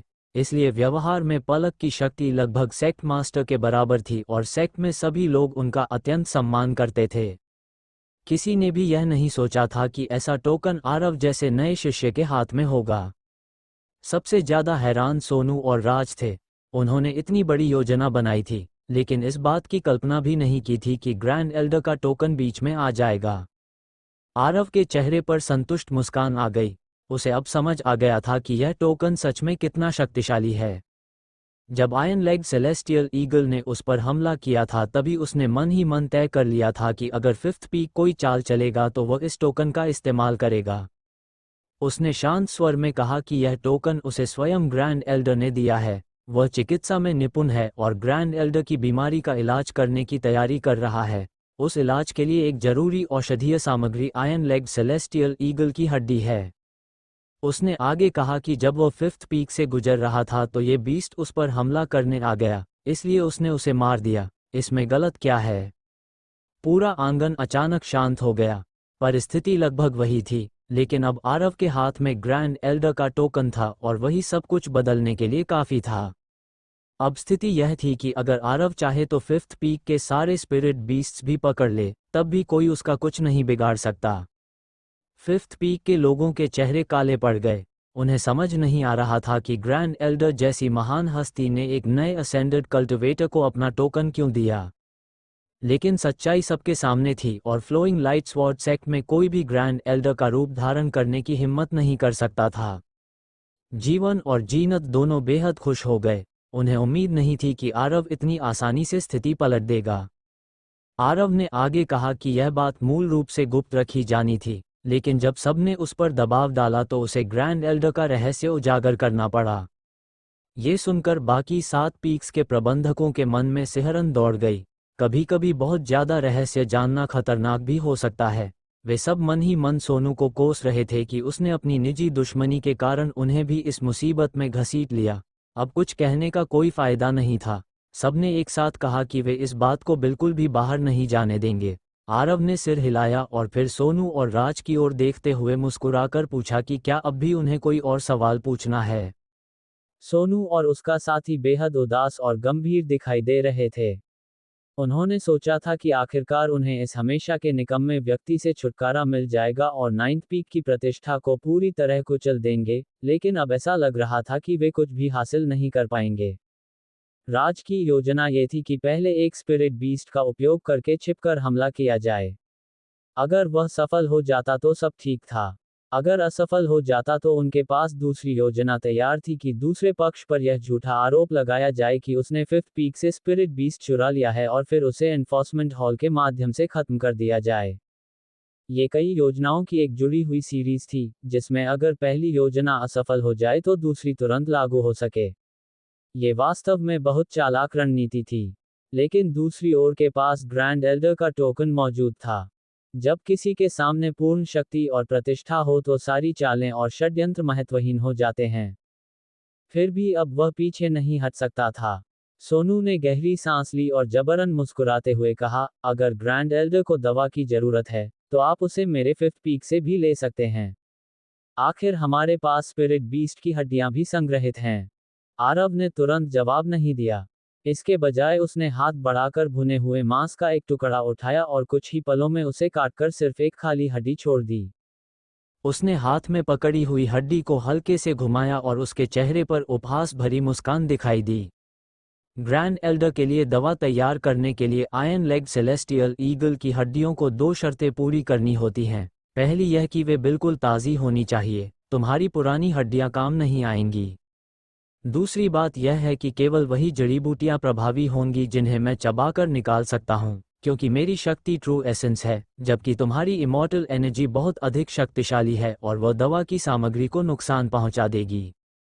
ये सुनकर वहां मौजूद सभी लोगों के चेहरे पर अजीब भाव आ गए। वे सब जानते थे कि यह युवक पूरे आत्मविश्वास के साथ बेकार की बातें कर रहा है, लेकिन वे कुछ कर भी नहीं सकते थे, क्योंकि ग्रैंड एल्डर ने किसी और को अपना इलाज करने के लिए कहा था, इसलिए उन्हें उसकी बातें सुननी ही पड़ रही थीं। सोनू इतना गुस्से में था कि लगभग उसके मुंह से खून निकल जाता। अगर ऐसा है तो चलो यहाँ से। उसे समझ आ गया कि आज की योजना सफल नहीं हो सकती, इसलिए यहाँ रुककर अपमान सहने से बेहतर था कि तुरंत चला जाए।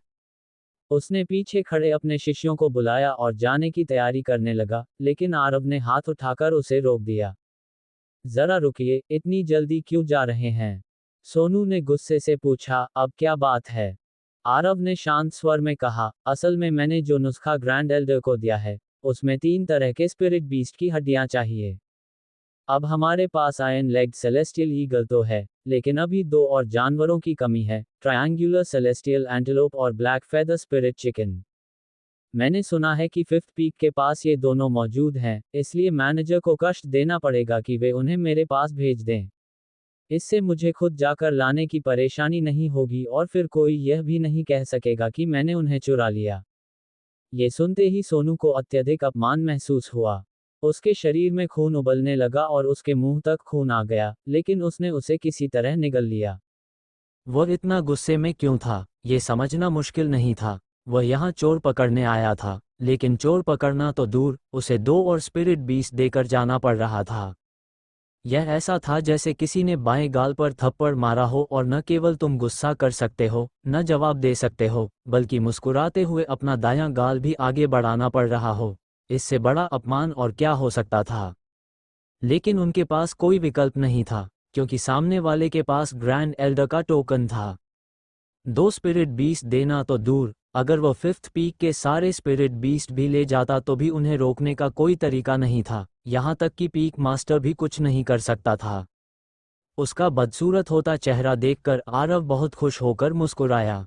क्या हुआ मैनेजर, आपकी तबीयत ठीक नहीं है? आपका चेहरा इतना पीला क्यों हो गया है? लगता है आपको किडनी डेफिशिएंसी है। अगर चाहें तो मैं आपकी जांच कर सकता हूं। मेरी चिकित्सा कला काफ़ी अच्छी है, यहाँ तक कि ग्रैंड एल्डर ने भी मुझे अपना इलाज करने के लिए बुलाया है। सोनू ने खुद को रोका कि कहीं वो इस युवक को थप्पड़ मारकर खत्म ही न कर दे और बोला, जरूरत नहीं है, मैं बिल्कुल स्वस्थ हूँ। आरव मुस्कुराया और बोला, अच्छा है कि आप ठीक हैं। आदमियों में थोड़ी बहुत किडनी डेफिशिएंसी होना सामान्य बात है, लेकिन आगे से आपको थोड़ा संयम रखना चाहिए। फिर उसने कहा, मैनेजर कृपया जल्दी से बाकी 2 स्पिरिट बीस्ट भेज दीजिए। मुझे बहुत जल्दी है। आधा घंटा, हम इससे ज़्यादा इंतजार नहीं कर सकते। ये देखकर बाकी 7 प्रबंधकों को हंसी आ रही थी, लेकिन वे खुलकर हंसने की हिम्मत नहीं कर पा रहे थे क्योंकि उसे रोकना बहुत मुश्किल हो रहा था। किसी ने भी नहीं सोचा था कि इस युवक का पलटवार इतना तेज और इतना चालाक होगा। उसने आयरन लेग सेलेस्टियल ईगल खा लिया और अब 2 और स्पिरिट बीस्ट मंगवा रहा था, जिससे फिफ्थ पीक का पूरा अपमान हो गया। लेकिन बात यहीं खत्म नहीं हुई। उसने सोनू पर एक और अजीब आरोप भी लगा दिया, जिसका वह खंडन भी नहीं कर सकता था। ये लोग अपनी प्रतिष्ठा को लेकर बहुत संवेदनशील थे, लेकिन जीवन को इसकी परवाह नहीं थी। वह तो जोर जोर से हंस रहा था और हंसते हंसते दोहरा हो गया था। इतने वर्षों से नाइन्थ पीक को फिफ्थ पीक द्वारा दबाया जा रहा था। आज आखिरकार उनका गुस्सा निकल गया था, और वह भी इतने संतोषजनक तरीके से। इस समय वह आरव को बिल्कुल अलग नज़र से देख रहा था, उसकी आंखों में प्रशंसा भरी हुई थी। जब से यह युवक यहाँ आया था, उसने बार बार फिफ्थ पीक को अपमानित किया था, और यह वास्तव में बहुत संतोषजनक था। चलो यहाँ से। सोनू अपने कुछ शिष्यों के साथ चुपचाप वहाँ से निकल गया। जैसा कि कहा जाता है, जब वे आते हैं तो जितने घमंडी होते हैं, जाते समय उतने ही दयनीय लगते हैं। असल में नाइन पीक्स के बाहरी प्रबंधकों को बुलाने का उद्देश्य ये था कि वे नाइन्थ पीक को शर्मिंदा होते हुए देखें, लेकिन परिणाम उल्टा हो गया और खुद ही उनका अपमान हो गया। आरव ने पीछे से आवाज लगाई, ध्यान रखिए मैनेजर और स्पिरिट बीस्ट जल्दी भेजना मत भूलिए। ये कहने के बाद उसने मुस्कुराते हुए पुष्पक और बाकी लोगों की ओर देखा और कहा, आप सब यहाँ कुछ खाना चाहेंगे? पुष्पक हमेशा गंभीर चेहरा बनाए रखते थे, लेकिन आज उन्होंने हल्की मुस्कान दिखाई और कहा, नहीं, अगर मैंने खाया तो आयरन लेग सेलेस्टियल ईगल की औषधीय शक्ति खराब हो जाएगी। ये कहकर वह लॉ एनफोर्समेंट हॉल के शिष्यों के साथ चले गए। बाकी 7 पीक्स के प्रबंधकों ने भी एल्डर से बार बार वादा किया कि वे इस बात को गुप्त रखेंगे, और फिर वे भी चले गए। सबके जाने के बाद जीवन ने पूछा, आखिर यह सब हुआ कैसे? और तुम्हें ग्रैंड एल्डर का टोकन कैसे मिला? आरव ने संक्षेप में पूरी घटना बता दी और समझाया कि उसने संयोग से जैस्मिन की बीमारी ठीक कर दी थी, इसलिए वह ग्रैंड एल्डर की नज़र में आ गया। ग्रैंड एल्डर ने उसे टोकन दिया और कहा कि वह अपनी बीमारी के इलाज के लिए आवश्यक दवाएं चुन ले। ये सुनकर जीवन बार बार सिर हिलाने लगा। मुझे उम्मीद नहीं थी कि तुम्हारी चिकित्सा कला इतनी उत्कृष्ट होगी। ये सच में बहुत दुर्लभ है। आरव भले ही नामात्र का शिष्य था, लेकिन बाहरी शिष्य होने के कारण वह उसके अधिकार क्षेत्र में ही आता था। कुछ ही दिनों में इस युवक ने जितने आश्चर्यजनक काम किए थे, उन्होंने जीवन को पूरी तरह प्रभावित कर दिया था। आरव का काम करने का तरीका उसे बहुत पसंद आया, क्योंकि उसने बार बार नाइन्थ पीक की प्रतिष्ठा वापस दिलाई थी। केवल एक ही अफसोस था कि उसकी साधना की प्रतिभा बहुत खराब थी। वह अभी भी सिर्फ एक असेंडेड कल्टिवेटर था और इमॉर्टल एसेंस की एक भी धारा को परिवर्तित नहीं कर सकता था। अपने भावों को दबाते हुए उसने आरव के कंधे पर हाथ रखा और कहा, बहुत अच्छा, तुम युवा हो और भविष्य में बहुत आगे जाओगे। वह ग्रैंड एल्डर के बारे में ज़्यादा पूछने की हिम्मत नहीं कर पाया और अपने लोगों के साथ चला गया। सबके जाने के बाद आंगन फिर से शांत हो गया और आरव ने एक बार फिर आयरन फुटेड सेलेस्टियल ईगल को भूनना शुरू कर दिया। जीनत ने सामने खड़े व्यक्ति को देखते हुए कहा, आरव, मैंने कभी नहीं सोचा था कि तुम्हारी चिकित्सा कला इमॉर्टल रेल्म में भी काम आएगी। उसकी आंखों में प्रशंसा और प्रेम दोनों झलक रहे थे। आरव ने हल्के से कहा, कुछ खास नहीं, मेरी चिकित्सा परंपरा थोड़ी विशेष है। उसने ज्यादा विस्तार से कुछ नहीं बताया।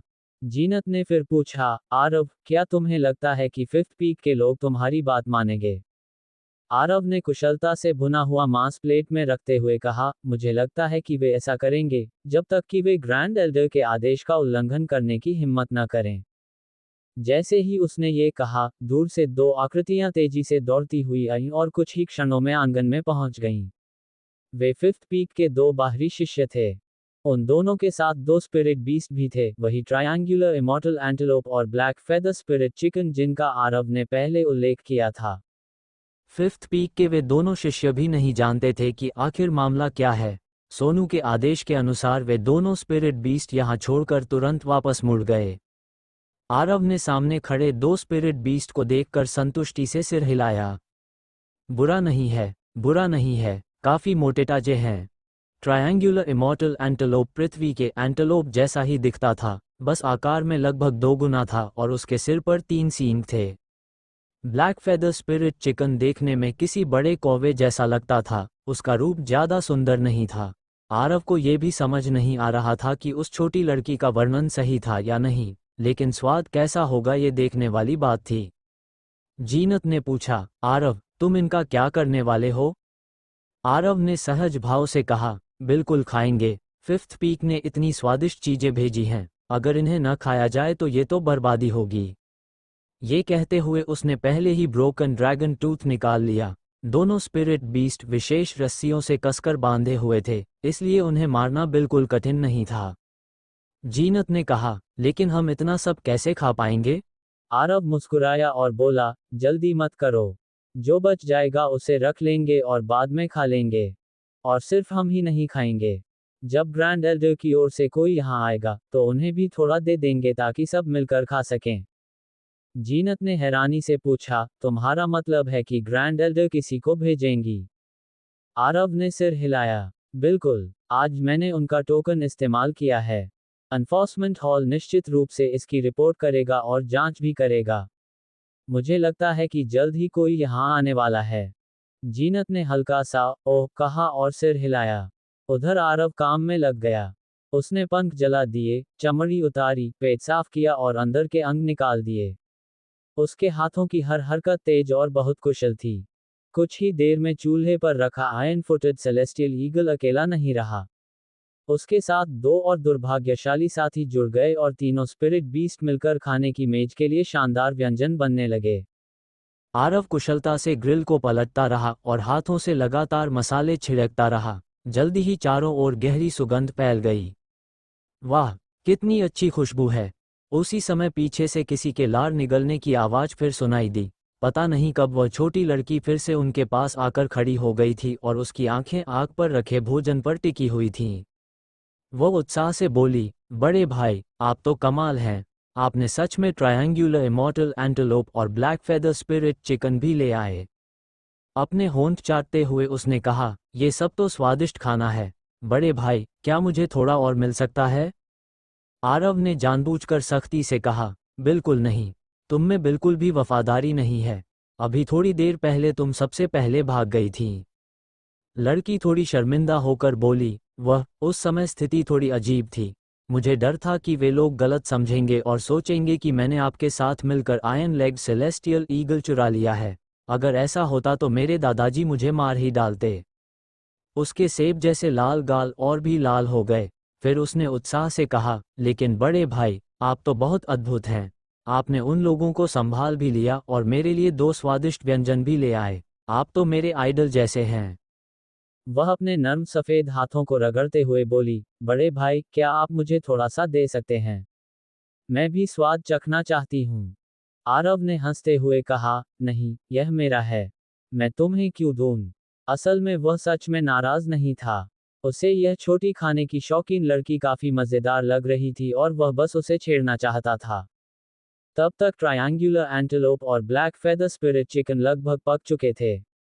आरव ने एक प्लेट निकाली, कलाई घुमाए और तेजी से भुने हुए मांस के टुकड़े काटकर प्लेट में रखने लगा। वास्तव में लड़की झूठ नहीं बोल रही थी। उन दोनों स्पिरिट बीस्ट का मांस न केवल बेहद मुलायम था बल्कि उसकी खुशबू भी बहुत आकर्षक थी। आरव ने प्लेट उठाई, जानबूझकर उसकी खुशबू लड़की की ओर उड़ाए और फिर उसे जीनत के सामने रख दिया। सीरत, जल्दी चखकर देखो कि स्वाद कैसा है। जीनत ने चिकन का एक टुकड़ा उठाकर मुंह में रखा। बाहर से कुरकुरा और अंदर से मुलायम मांस। जैसे ही उसने काटा, उसका रस पूरे मुंह में फैल गया। इतनी शांत स्वभाव की होने के बावजूद वह भी खुद को रोक नहीं पाई और बोली, बहुत स्वादिष्ट, सच में बहुत स्वादिष्ट है। ये देखकर पास खड़ी छोटी लड़की और भी बेचैन हो गई। वह दोनों के चारों ओर घूमने लगी और लगातार लार निगल रही थी। बड़े भाई, कृपया मुझे थोड़ा दे दीजिए। इसे मैं आपका एहसान मानूंगी और भविष्य में जरूर इसका बदला चुकाऊंगी। आरव ने उसकी बातों को ज्यादा गंभीरता से नहीं लिया। वह बस उसे चिढ़ाने में मजा ले रहा था। जब मांस लगभग तैयार हो गया तो उसने भुने हुए मांस की एक प्लेट उसकी ओर उछाल दी। लड़की ने तुरंत प्लेट पकड़ ली और एक टुकड़ा उठाकर सीधे मुंह में डाल लिया। उसका चेहरा बहुत प्यारा था और उसके होंठ चेरी जैसे छोटे थे, लेकिन खाने की गति इतनी तेज थी कि वह आरव और जीनत दोनों से भी तेज खा रही थी। बहुत स्वादिष्ट, सच में बहुत स्वादिष्ट। उसकी भूख वास्तव में चौंकाने वाली थी। उसने कुछ ही पलों में पूरी प्लेट खत्म कर दी। आरव ने उसकी ओर देखा और पूछा, छोटी खाने की शौकीन, तुम्हारा नाम क्या है? लड़की ने अपनी बड़ी प्यारी आंखें झपकाईं और बोली, बड़े भाई, अगर आप मुझे एक और प्लेट मांस देंगे तो मैं बता दूंगी। आरव ने तुरंत दूसरी प्लेट काटकर उसके सामने रख दी। लो, ये तुम्हारे लिए। लड़की खुश होकर बोली, धन्यवाद बड़े भाई। मेरा नाम बबीटा है। उसने फिर से मांस का टुकड़ा मुंह में रखा और आनंद से आंखें बंद कर लीं। बड़े भाई, आपने ये बारबेक्यू कैसे बनाया? यह इतना स्वादिष्ट है। मैंने पहले कभी इतना अच्छा खाना नहीं खाया। आरव ने पूछा, क्या तुम भी फ्लोइंग लाइट स्वॉर्ड सेक्ट की शिष्या हो? किस पीक से हो? बबीता ने चालाक मुस्कान के साथ कहा, यह नहीं बता सकती। दादाजी ने कहा है कि लड़कियों को अपनी बातें दूसरों को नहीं बतानी चाहिए। आरव हल्का मुस्कुराया, लगता है तुम सच में अपने दादाजी की बात मानती हो। बबीता ने गर्व से अपनी छाती फुलाते हुए कहा, बिल्कुल, मैं दादाजी की अच्छी पोती हूँ। वास्तव में मैं उनकी बात बहुत मानती हूँ। आरव ने मजाकिया अंदाज में कहा, मेरे दादाजी ने भी कहा है कि अज्ञात पृष्ठभूमि वाली लड़कियों को खाना नहीं देना चाहिए। ये सुनते ही बबीता ने खाली प्लेट की ओर देखा और उसका चेहरा उदास हो गया। अचानक उसकी नज़र आंगन के बाहर चली गई और उसने कहा, बड़े भाई, कोई आपको ढूंढने आया है। ये सुनकर आरव और जीनत दोनों बाहर देखने लगे। उसी समय बबीता ने हाथ घुमाया और उनकी प्लेटों में रखा सारा भुना हुआ मांस उठा लिया और फिर तुरंत गायब हो गई। आरव थोड़ा चौंक गया, ये छोटी लड़की सच में बहुत चालाक है। जीनत ने उलझन में कहा, मुझे सच में समझ नहीं आता ये लड़की कहाँ से आई है। वह बहुत अजीब लगती है। आरव ने शांत स्वर में कहा, कौन जाने, शायद वह सिर्फ खाने की शौकीन है और उसका कोई बुरा इरादा नहीं है। आरव ने बहुत से लोगों को देखा था। वह समझ सकता था कि यह लड़की बस खाने की दीवानी है, लेकिन उसका दिल साफ है। हालांकि उसकी साधना की शक्ति समझ से परे थी, फिर भी उसने कभी उसे परेशान नहीं किया था। वह सच में बहुत रहस्यमयी थी। इसी दौरान आंगन के दरवाजे पर एक बेहद आकर्षक आकृति दिखाई दी। वह और कोई नहीं बल्कि ग्रैंड एल्डर की निजी सेविका जैस्मिन थी। आरव फिर से थोड़ा चौंक गया। उसे लगा था कि बबीटा बस बहाना बनाकर भाग गई है, लेकिन अब लग रहा था कि वह झूठ नहीं बोल रही थी। आखिर उस छोटी लड़की की साधना कितनी ऊंची है कि वह इतनी दूर से किसी के आने का आभास कर सकती है? जैस्मिन दोनों के पास आई और आरव की ओर देखा। उसके चेहरे पर कॉम्प्लेक्स भाव उभरे, जिनमें कृतज्ञता भी थी और हल्की सी शर्म भी। आरव ने पूछा, जैस्मिन, तुम यहाँ क्यों आए हो? क्या कोई काम है? जैस्मिन ने हल्का झिझकते हुए कहा, यंग मास्टर आरव, मुझे ग्रैंड एल्डर ने भेजा है। कुछ पल रुककर उसने कहा, ग्रैंड एल्डर ने मुझसे पूछा है कि आपने उनका टोकन गलत तरीके से क्यों इस्तेमाल किया? आरव ने शांत स्वर में कहा, मिसयूज? ऐसा कैसे हो सकता है? ऐसा कुछ है ही नहीं। ये सब कुछ उसकी उम्मीदों के भीतर ही था। उसे पहले से ही अंदाजा था कि एनफोर्समेंट हॉल इस मामले की रिपोर्ट जरूर करेगा। जैस्मिन ने कहा, लेकिन लोग कह रहे हैं कि आपने ग्रैंड एल्डर के टोकन का इस्तेमाल करके 2 स्पिरिट बीस्ट बदलवाए ताकि आप उन्हें खा सकें। इतना कहते हुए उसकी नज़र आग पर भुन रहे तीनों स्पिरिट बीस्ट पर चली गई। आरव ने बिना झिझक के कहा, मैंने स्पिरिट बीस्ट बदले या नहीं, यह जरूरी नहीं है। असली बात यह है कि अगर मैं टोकन नहीं दिखाता, तो वे लोग मुझे चोरी का आरोप लगाकर फंसा देते। फिर एनफोर्समेंट हॉल मुझे कड़ी सजा देता और मैं ग्रैंड एल्डर का इलाज भी नहीं कर पाता। इसलिए मैंने सिर्फ अपनी रक्षा के लिए ऐसा किया, मैंने अपनी शक्ति का दुरुपयोग नहीं किया। आरव बड़ी सहजता और प्रवाह के साथ बोलता रहा और अंत में बोला, फेरी जैस्मिन, क्या मैं गलत कह रहा हूँ? जैस्मिन उसकी बातों से पूरी तरह स्तब्ध रह गई और अनजाने में सिर हिलाकर बोली, लगता है आप सही कह रहे हैं। आरव तुरंत मुस्कुराया, बस फिर ठीक है, आइए हमारे साथ थोड़ा खा लीजिए। इतना कहते हुए उसके हाथ में पकड़ा चाकू चमका और उसने जल्दी से भुने हुए मांस की एक और प्लेट काटकर जैस्मिन के सामने रख दी। ये चीज़ गर्म ही खानी चाहिए, ठंडी होने पर इसका स्वाद अच्छा नहीं रहता। जैस्मिन के गाल हल्के लाल हो गए, लेकिन मुझे ग्रैंड एल्डर को जाकर रिपोर्ट भी करनी है। आरव ने कहा, कोई बात नहीं, ग्रैंड एल्डर के लिए भी है।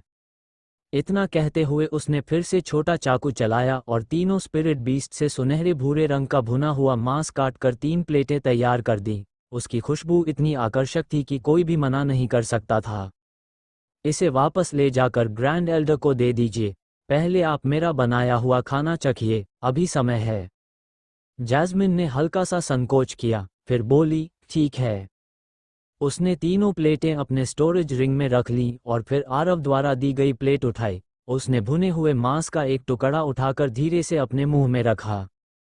सामान्य रूप से जब कोई इमॉर्टल के स्तर तक पहुंच जाता है तो उसे खाने की आवश्यकता बहुत कम रह जाती है। वे 10 या 8 दिन तक बिना खाए भी आराम से रह सकते हैं। लेकिन जब जैस्मिन ने वह मांस मुंह में डाला तब उसे पहली बार महसूस हुआ कि खाना सिर्फ जीवित रहने के लिए नहीं होता, बल्कि यह एक बड़ा आनंद भी हो सकता है। कुछ ही देर में उसने पूरी प्लेट खत्म कर दी। हालांकि उसकी भूख उस छोटी खाने की शौकीन लड़की जैसी नहीं थी, इसलिए वह अब पूरी तरह भर चुकी थी। उसने आरव से विदा ली और आंगन से बाहर चली गई। बाहर निकलने के बाद जैस्मिन अचानक ठिठक गई। ग्रैंड एल्डर के निर्देश के अनुसार उसे यहाँ आकर आरव से पूछताछ करनी थी, लेकिन वह तो यहाँ बारबेक्यू खाकर वापस जा रही थी। उधर जैस्मिन को विदा करने के बाद आरव और जीनत भी लगभग खा चुके थे। उन्होंने आग बुझाई, बचा हुआ सारा भुना हुआ मांस समेटा और अपने कमरे की ओर लौट गए। लेकिन आरव उसे सीधे शयन कक्ष में नहीं ले गया, बल्कि बाथरूम की ओर ले गया। जीनत ने हल्की झिझक के साथ पूछा, आरव, तुम क्या करने वाले हो? उसके चेहरे की ठंडी और शाही आभा गायब हो गई और उसकी जगह हल्की शर्म दिखाई देने लगी। आरव ने शरारती मुस्कान के साथ कहा, बारबेक्यू स्वादिष्ट तो होता है, लेकिन इसकी एक कमी है। इससे शरीर में धुआं और चिकनाई की गंध रह जाती है। तुम जैसी सुंदर फेरी अगर बारबेक्यू की गंध से महकने लगे तो अच्छा नहीं लगेगा, इसलिए हमें तुम्हें धोना पड़ेगा। ये कहते हुए उसने जीनत का छोटा हाथ पकड़ा और दोनों साथ में बाथरूम में चले गए। उधर ग्रैंड एल्डर के कक्ष में पलक सामने रखी 3 प्लेट भुने हुए मांस को देखकर अजीब भाव से बोली। वो दुष्ट आदमी सच में मेरे ग्रैंड एल्डर टोकन का इस्तेमाल करके स्पिरिट बीस्ट बदलवा कर खाने लगा। ये सच में बहुत ही घटिया हरकत है। इतना कहते हुए उसने भुने हुए मांस का एक टुकड़ा उठाकर अपने मुंह में रख लिया। लेकिन जैसे ही उसने खाया, उसके चेहरे का भाव बदल गया। एक महान इमॉर्टल होने के नाते उसने अपने जीवन में अनगिनत आध्यात्मिक जड़ी बूटियां और फल खाए थे, लेकिन इतनी साधारण और फिर भी इतनी स्वादिष्ट चीज उसने पहली बार चखी थी। वो एक के बाद एक टुकड़ा खाती गई और देखते ही देखते सामने रखी 3 प्लेटों का आधा मांस खत्म हो गया। फिर उसने सफ़ेद रुमाल से अपना मुंह पोंछा। हालांकि उसका मन अभी भी और खाने का था, लेकिन वह जानती थी कि अब उसे रुकना चाहिए। वो बुदबुदाई, वो दुष्ट आदमी, मुझे उम्मीद नहीं थी कि उसकी खाना बनाने की कला इतनी अद्भुत होगी। उसने बाकी बचे हुए भुने मांस को अपने स्टोरेज रिंग में रख लिया ताकि बाद में आराम से खा सके। सूरज ढल गया और रात हो गई। एक और दिन बीत गया। पलक खुद भी यह नहीं समझ पाई कि पिछले कुछ दिनों में उसे एक अजीब आदत लग गई है। जब भी उसे खाली समय मिलता, वह चुपके से आरव की ओर ध्यान लगाकर उसे देखने लगती। लेकिन जब उसकी डिवाइन सेंस आरव के निवास स्थान में पहुंची, तो उसका चेहरा तुरंत बदल गया और उसका सुंदर चेहरा लाल हो गया, जैसे खून निकलने वाला हो। वह झुंझला कर बोली, तुम बदमाश, फिर से ऐसी हरकत कर रहे हो? क्या यह इतना मजेदार है? एक रात की कठिन साधना के बाद अगली सुबह आरव और जीनत हाथों में हाथ डाले 9th पीक से निकलकर स्पिरिट मेडिसिन हॉल की ओर चले। एक चिकित्सक होने के नाते आरव ने ग्रैंड एल्डर का इलाज करने का वादा किया था, इसलिए वह अपना वादा निभाने जा रहा था। सबसे जरूरी बात यह थी कि उसे तुरंत साधना के लिए संसाधनों की जरूरत थी। उसके पास अद्भुत चिकित्सा कौशल और अनगिनत ऐसे नुस्खे थे जो साधना को बढ़ा सकते थे, लेकिन उसके पास औषधीय जड़ी बूटियां नहीं थीं। ऐसे एलिक्सिर बनाने के लिए जो साधना बढ़ा सकें, स्वाभाविक रूप से इमॉर्टल रेल्म की सेलेस्टियल हर्ब्स चाहिए होती हैं। साधारण कल्टिवेशन वर्ल्ड की जड़ी बूटियां अब लगभग बेकार थीं। एक चिकित्सक होने के कारण वो अच्छी तरह जानता था कि जिन जड़ी बूटियों की उसे जरूरत है वे बहुत महंगी होती हैं। अगर वह केवल अपनी जेब में मौजूद थोड़े से इमॉर्टल क्रिस्टल्स पर निर्भर रहता, तो शायद एक गोली बनाने के लिए भी पर्याप्त सामग्री नहीं जुटा पाता। लेकिन सौभाग्य से अब ग्रैंड एल्डर का टोकन उसके पास था, इसलिए स्पिरिट मेडिसिन हॉल से जड़ी बूटियां लेना पूरी तरह मुफ्त था। इतना अच्छा अवसर स्वाभाविक रूप से छोड़ना नहीं चाहिए था। वह जितनी हो सके उतनी जड़ी बूटियां लेना चाहता था, जिसे ग्रैंड एल्डर के इलाज की फीस भी माना जा सकता था। जब वे दोनों रास्ते से गुजर रहे थे, तो असंख्य लोगों की नज़रें उन पर टिक गईं। फ्लोइंग लाइट स्वॉर्ड सेक्ट में ये दोनों अब सबसे अधिक ध्यान आकर्षित करने वाले लोग बन चुके थे। आरव, जिसे पहले सेक्ट का कुख्यात निकम्मा माना जाता था, उसने लगातार 2 बार फिफ्थ पीक को हरा दिया था और उसकी प्रसिद्धि तेजी से बढ़ गई थी। और जीनत की बात तो अलग ही थी। उसके पास स्वॉर्ड स्पिरिट बॉडी की 8 सितारा प्रतिभा थी और आरव की डुअल कल्टिवेशन टेक्निक के प्रभाव से उसकी ठंडी सुंदरता में अब एक प्यारी आकर्षण भी जुड़ गया था। रास्ते में लगभग हर आदमी इमॉर्टल उन्हें दूसरी बार जरूर देखता था और कभी भी लार निगलने की आवाज भी सुनाई देती थी। लेकिन जीनत का चेहरा बर्फ की तरह ठंडा था। आरव के अलावा वह बाकी सभी को केवल तिरस्कार की नज़र से देखती थी। कुछ देर बाद वे स्पिरिट मेडिसिन हॉल के बाहर पहुंचे। अनावश्यक हंगामा न हो इसलिए आरव ने अपना ग्रैंड एल्डर टोकन नहीं दिखाया। उन्होंने अपने व्यक्तिगत डिसाइपल टोकन दिखाए और फिर दोनों अंदर चले गए। पिछली बार जब वे सेक्ट द्वारा दिए गए संसाधन लेने आए थे, तब वे केवल स्पिरिट मेडिसिन हॉल के बाहर तक ही गए थे, इसलिए उन्हें इसकी असली भव्यता का एहसास नहीं हुआ था। लेकिन जैसे ही वे मुख्य हॉल में प्रवेश किए, तुरंत घनी सेलेस्टियल एनर्जी और अनगिनत औषधीय खुशबुओं का मिश्रण चारों ओर फैल गया। किसी भी स्थान पर जहां धन और संसाधनों का कंट्रोल होता है, वही असली केंद्र होता है। यहाँ स्पिरिट मेडिसिन हॉल पृथ्वी के किसी फाइनेंस विभाग जैसा था, जो पूरे सेक्ट के संसाधनों को नियंत्रित करता था। पूरा हॉल बेहद भव्य और विशाल बनाया गया था। बाईं ओर विभिन्न प्रकार की इमॉर्टल हर्ब्स बिक रही थीं, जबकि दाईं ओर एलिक्सिर तैयार किए जा रहे थे। स्पिरिट मेडिसिन हॉल कुल 7 मंजिलों में विभाजित था और यहाँ बिकने वाली जड़ी बूटियाँ और गोलियाँ भी 7 स्तरों में बांटी गई थीं। पहली मंजिल पर फर्स्ट टियर इमॉर्टल हर्ब्स और फर्स्ट ग्रेड इमॉर्टल पिल्स मिलती थीं। इसी तरह ऊपर जाते जाते 7वीं मंजिल तक क्रम बढ़ता था, जहां 7th टियर इमॉर्टल हर्ब्स और 7th ग्रेड इमॉर्टल पिल्स रखी जाती थीं। इमॉर्टल रेल्म में पिल्स कुल 9 श्रेणियों में बांटी जाती हैं, लेकिन लोअर हेवनली डोमेन में 7वीं कैटेगरी की पिल्स ही अंतिम सीमा मानी जाती हैं और वह भी केवल सबसे शक्तिशाली सेक्ट के पास होती हैं। इसी कारण फ्लोइंग लाइट स्वॉर्ड सेक्ट के स्पिरिट मेडिसिन हॉल में केवल 7 मंजिलें थीं। वास्तव में 7वीं मंजिल पर मौजूद 7वीं कैटेगरी की जड़ी बूटियां और पिल्स बेहद दुर्लभ थीं। सामान्य शिष्यों को उन्हें पाने का अधिकार भी नहीं था। वे अधिकतम 5वीं मंजिल तक की जड़ी बूटियां और पिल्स ही खरीद सकते थे। आरव ने पहले दाईं ओर रखी एलिक्सिर को देखा। भले ही वे केवल फर्स्ट ग्रेड की थी, लेकिन उनकी कीमत फिर भी बेहद ऊंची थी। हर एक गोली की कीमत सैकड़ों हजार लो ग्रेड इमॉर्टल क्रिस्टल्स थी। आरव मन ही मन चौंक गया। ये तो बहुत ही महंगा है। उसने महसूस किया कि उसकी जेब में मौजूद दसियों हजार इमॉर्टल क्रिस्टल्स के बावजूद वह अभी भी लगभग कंगाल ही था। वैसे भी वह खुद इससे बेहतर स्तर की पिल्स बना सकता था, इसलिए इतनी निम्न गुणवत्ता की गोलियां खरीदने का कोई मतलब नहीं था। उसने सिर हिलाया और मुड़कर बाईं ओर रखी इमॉर्टल स्पिरिट ग्रास की ओर बढ़ गया। मुख्य हॉल के प्रवेश द्वार पर उसी समय सफ़ेद कपड़े पहने एक युवक अंदर आया। वह लंबा और प्रभावशाली था, उसकी थोड़ी थोड़ी ऊपर उठी हुई थी और उसके पूरे व्यक्तित्व से हड्डियों तक समाई हुई घमंड की भावना झलक रही थी। उसे देखते ही मुख्य हॉल में मौजूद कई आउटर डिसाइपल्स तुरंत आगे बढ़कर उसका अभिवादन करने लगे। सीनियर ब्रदर को प्रणाम। सीनियर ब्रदर आ गए। सीनियर ब्रदर, बहुत समय बाद दर्शन हुए। नया आने वाला व्यक्ति धीरज था। वह 3rd पीक का आउटर डिसाइपल था।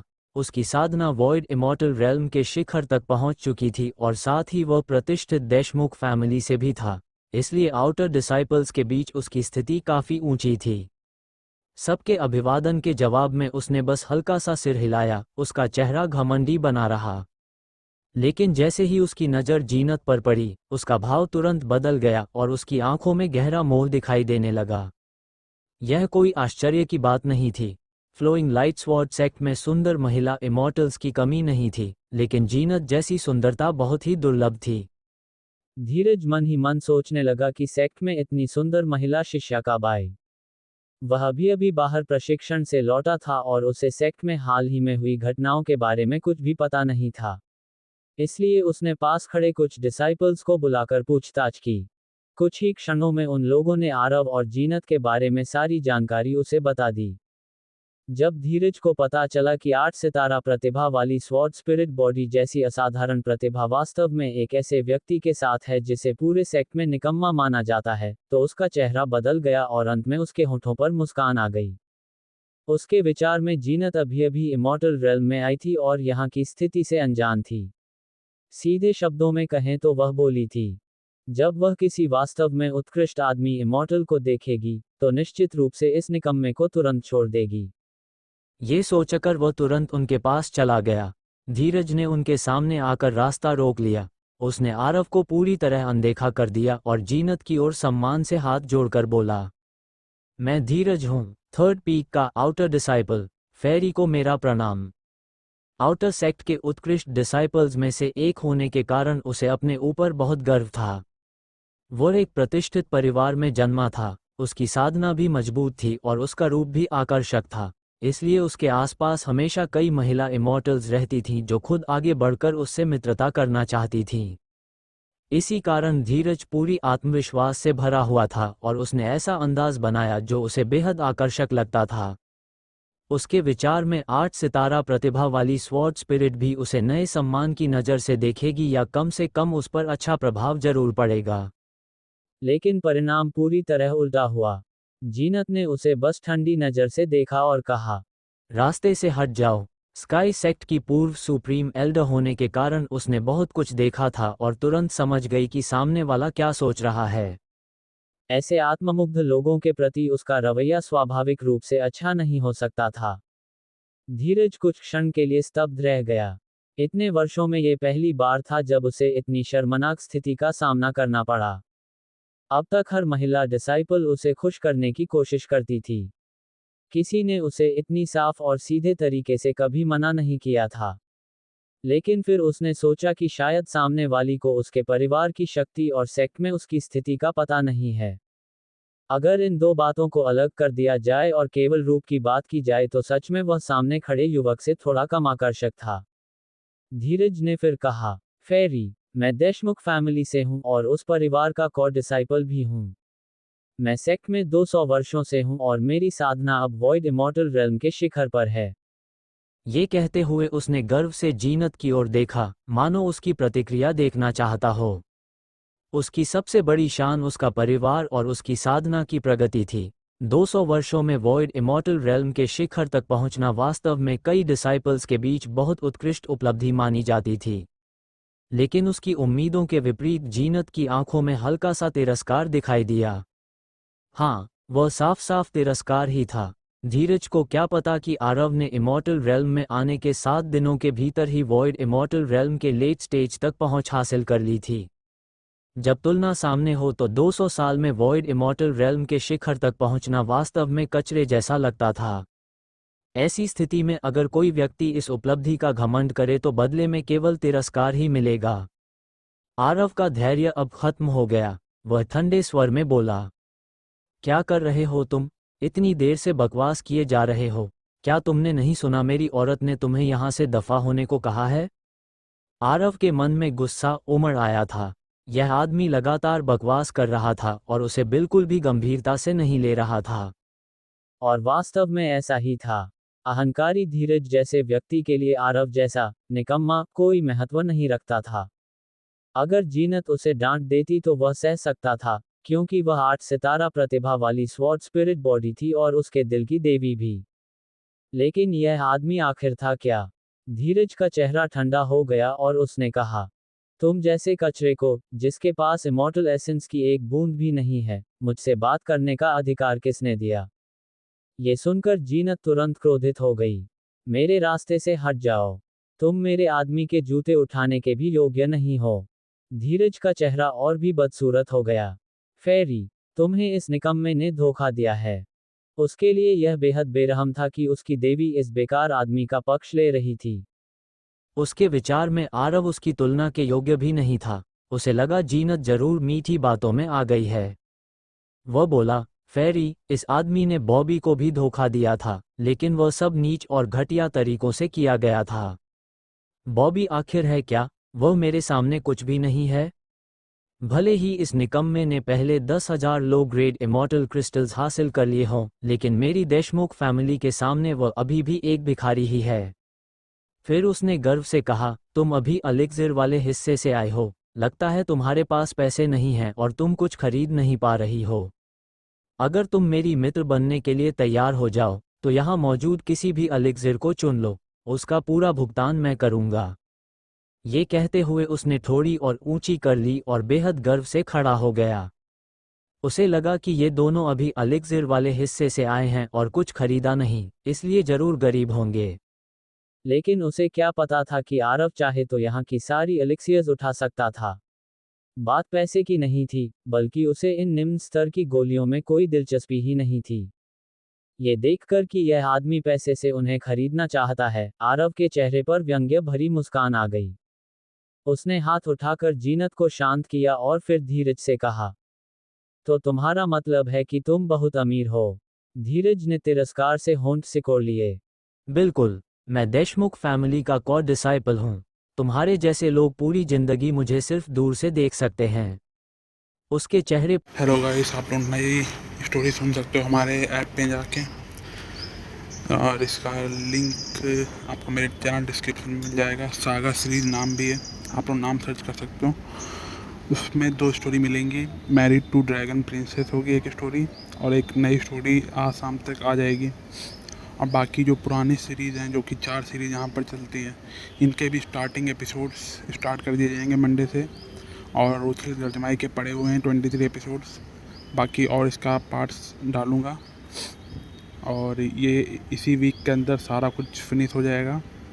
आप लोग ज़रूर डाउनलोड करें सागा सीरीज़। बाकी सीरीज़ भी मंडे से अवेलेबल हो जाएंगी।